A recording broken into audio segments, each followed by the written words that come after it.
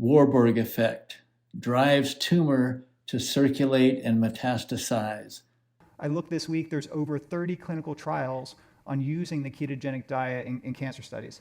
So this is a very emerging field, and I think you're going to see with the clinical trials now a lot more studies, results from those studies hitting PubMed. So it was observations that we made in the cell types that we studied under hyperbaric oxygen therapy and also with supplemental ketones. We observed that ketones decrease proliferation in these cancer cell types. And the only thing that really explained the observations that we saw, especially the damaged mitochondria and the overproduction of oxygen-free radicals as we increased oxygen concentration. Ketones decrease the proliferation in these cancer cell types. Why? Damaged mitochondria, overproduction of oxygen-free radicals. I have published at least 7 articles or studies with Tom Seyfried, and we work together in different capacities. But he explained to me the WARBURG effect. Dr. Thomas Seyfried. Cancer metabolism is fundamentally different than in healthy cells. The WARBURG effect. Damaged mitochondrial respiration and compensatory fermentation. Not using the aerobic respiration pathway used by most cells.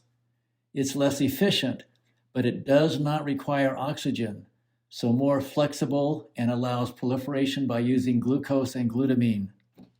That cancer mitochondria or cancer metabolism is fundamentally different from metabolism of healthy cells.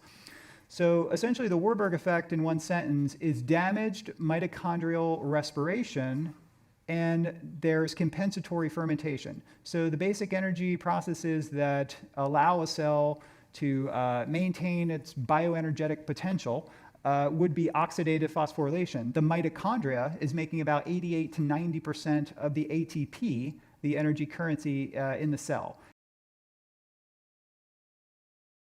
As a person or the cells are exposed to a number of different agents, they could be chemicals, radiation, inflammation, hypoxia, insulin resistance, and hyperglycemia, produces ripe environment for the mitochondria to be damaged and the mitochondria DNA to be damaged. As cells are exposed to a number of different agents, like chemicals, radiation, inflammation, hypoxia, lack of oxygen, insulin resistance, hyperglycemia, these agents cause mitochondria DNA damage. The nucleus has very robust DNA repair mechanisms. The mitochondria does not have as robust DNA repair mechanisms. So if a cell is bombarded with things like radiation or carcinogenic agents, the capacity for the mitochondria to repair itself is not as high, is not as robust as the nucleus ability to repair DNA. So the mitochondria take a big hit, and as mitochondrial function is impaired by progressive damage to environmental agents, viruses, for example, can cause cancer, and the viruses that cause cancer impair mitochondrial function. So mitochondrial function goes down, cellular ATP levels go down, and the nucleus of the cell essentially can sense the bioenergetic potential of the cell, it can sense the ATP levels, and it senses that the cell is in an energetic crisis. And when it gets to this threshold where progressive damage to mitochondrial function causes a cascade of events to activate a number of genomic pathways that stimulate the cell to increase glycolysis. And various oncogenes are associated with increased glucose metabolism. So a normal cell then transforms, and understanding too that embryonic cells that are proliferating and growing fast also have a glycolytic phenotype. But normal cells that are not proliferating primarily get their energy from mitochondrial oxidative phosphorylation.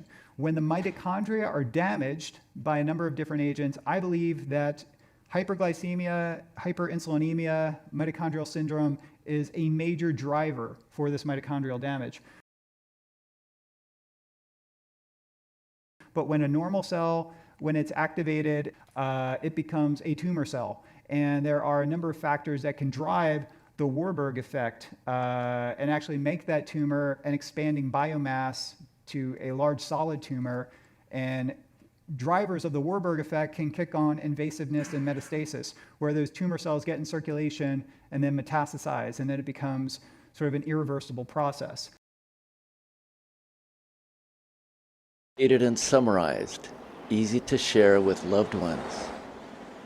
The description below the title for this video has these summary points.